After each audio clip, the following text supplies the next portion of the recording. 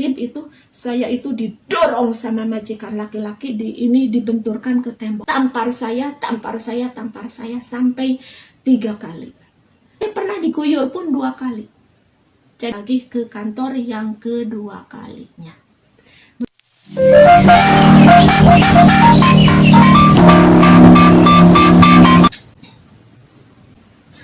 Assalamualaikum warahmatullahi wabarakatuh.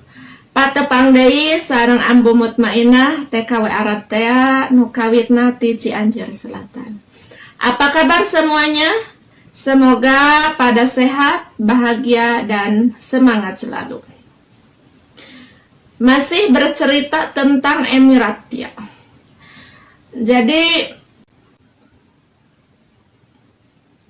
Jadi saya mohon ya pada ketua BP2 MI, pokoknya pengurus-pengurus itu, tolonglah sekecil apapun masalah TKW itu harus ditanggapi, karena kepada siapapun dia mengadu.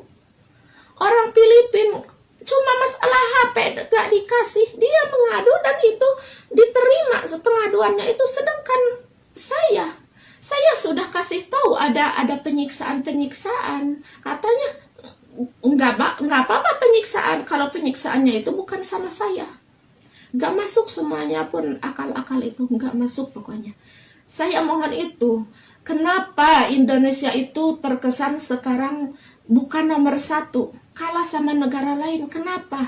Kenapa Indonesia itu banyak kaburan? Kenapa? Karena kalau mengadu itu ke kantor ataupun ke KBRI enggak ditanggapin, kebanyakannya enggak ditanggapin. Jadi milih jalan pintas. Jadi sebenarnya yang kabur itu bukan salah yang kabur, salah yang pengurus-pengurus itu. Kenapa enggak ditanggapi? Harusnya dilindungi, ditanya dua belah pihak mana kebenarannya. Karena enggak mungkin itu seorang TKW pergi ke kantor, ngadu ke KBRI, KJRI kalau dia enggak ada masalah berat.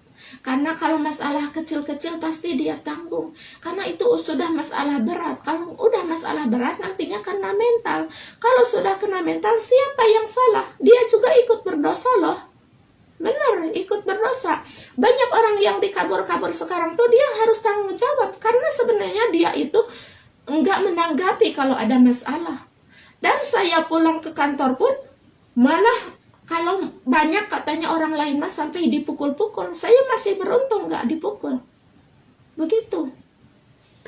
Dan singkat cerita ya, saya bertahan di majikan itu tuh sampai 5,5 bulan.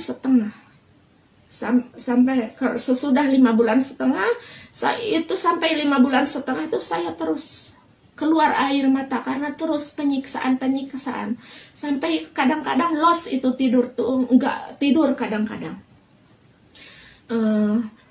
Terus ya sesudahnya kira-kira 5,5 bulan, saya itu karena serba salah saya, kecuali saya tiap malam tuh terus berdoa ya. Dan pernah ya saya mau nelpon gitu ke Indonesia, tapi nggak nyambung. Saya tuh nelponlah ke kantor. Pernah kata saya majikan gini gitu, katanya itu pancing aja. Kalau dia nggak ngasih gaji atau dia mukul, baru akan ditanggapi. Telepon aja nanti katanya kalau ada masalah begitu. Dan pernah juga ya ada teman tuh. Teman itu ngajak kabur, tapi kata saya kalau nggak kabur saya nggak berani. Katanya nggak apa-apa, kalau mau pulang katanya ke MBC aja. MBC itu ya ke Saparah, mungkin nggak tahu ke apa ya, kurang paham karena saya nggak berminat ke jalan itu gitu. Tapi kata saya minta tolong aja, kata saya mau kirim surat ke keluarga. Nah saya itu kirim surat ke keluarga, kalau saya ini di sini ada masalah, tolong dibantu kirim surat, pokoknya ke sponsor, terus nyuruh dikirim ke Imarat ini ke kantor. Dan ternyata alhamdulillah Saya minta tolong ke keluarga dekat, ke hak dan kewajiban yang menolong saya, tapi itu enggak ada tanggapan dari semuanya. Yang menanggapi masalah ini cuma satu, siapa? Ibu saya yang berharga dari semua kehidupan saya. Begitu. Dan setelahnya 5,5 bulan, yang 4 bulan itu yang dipotong 350 itu ya, itu tuh enggak nelpon pas ngirim itu. Gimana orang tua saya, keluarga saya mau ngambil? Enggak pernah ngasih tahu karena enggak diperbolehkan nelpon ke keluarga pun.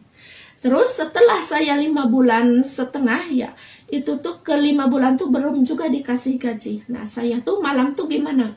Saya malam itu membaca surat Yasin, maunya saya 40 kali enggak robah duduk. Tapi saya enggak kuat karena setiap malamnya enggak tidur ya. Kadang saya ngantuk-ngantuk banget, cuci kepala, ngaji lagi. Enggak mungkin saya sampai 40 karena mungkin ketiduran, nggak tahu berapa kali lah, tapi lebih dari 20 kali ya saya baca surat Yasin. Dan saya yakin di Yasin itu, karena Yasin itu adalah hatinya Al-Quran kalau di manusia ya, seperti hati. Jadi yakin akan ada pertolongan. Dan ternyata besoknya tuh majikan itu katanya, ayo sekarang kirim uang, tetapi mau mengirim dari mulai sekarang enggak mau ngasih 1.000 tapi 800 begitu. Tapi kata saya enggak mau ngirim, saya enggak mau. Kenapa katanya enggak mau? Kata saya perjanjian saya 1.000 bukan 800. Jadi percekcokan ya tentang gajinya. Akhir-akhir oke, katanya mau ngasih 1.000 tapi sekarang katanya pergi, ayo kirimkan.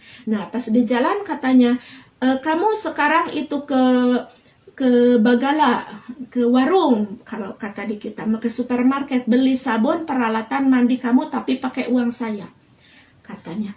Kan itu hak kewajiban majikan, kenapa harus uang saya? Gitu. Tapi kata saya nggak mau turun dan saya nggak mau kirim uang. Pokoknya saya sekarang mau ke kantor. Pas itu ya, saya pokoknya mau apapun, pokoknya saya mau ke kantor. Begitu. Karena udah ada alasan, bulan kemarinnya saya diambil gaji dan bulan sekarang dipotong 200 jadi 800. Katanya sampai nanti. Terus di mobil kata dia, udah katanya gak apa-apa kalau benar kamu mau ke kantor, tetapi kamu harus bekerja di sini sampai 16 bulan. Dan 16 bulan itu dia nggak mau ngasih gaji karena membeli saya itu 16.000. Kata saya, pokoknya apapun masalahnya, kata saya sekarang mah ke kantor lah. Kata saya, antarkan saya ke kantor. Nah, ternyata pas nyampe di rumah itu, pas depan pintu, pan masuk ya SIB itu, saya itu didorong sama majikan laki-laki, ini dibenturkan ke tembok. Tapi saya masih sadar, saya ini gini ke tembok. Jadi alhamdulillah enggak terkena ya kepala saya ke tembok. Itu mau menyiksa majikan laki-laki loh. Setelah itu ya, saya itu lagi bangun lagi, digituin lagi. Tapi saya masih ada pertolongan Allah. Saya gini lagi, katanya cepat, katanya siap-siap ke kamar. Ya saya siap-siap ya, ganti baju, kan pakai baju yang dikasih dia. Saya mau ganti baju dari Indonesia karena kata teman yang itu nggak boleh bawa baju yang punya dia. Saya pun nggak mau bawa. Nah pas di WC itu saya gedor-gedor, katanya buka pintu, kata majikan perempuan. Kamu ngapain saya mau lihat saya? Kata saya, pokoknya buka pintu. Kata saya nggak mau. Selesai kata saya itu pakai baju, saya keluar. Nah pas keluar dia lihat-lihat itu tas saya, ada apa. Kata saya, jangan takut, saya nggak bawa punya kamu. Kalau memang kata saya kamu mau punya saya, ya ambillah, kata saya gitu. Nah pas itu dia tampar saya sampai 3 kali. Tetapi ya pas mau keempat kalinya saya minta perlindungan sama Allah dan saya baca Allahu Akbar, dia itu mental, nggak tahu, dia langsung pergi.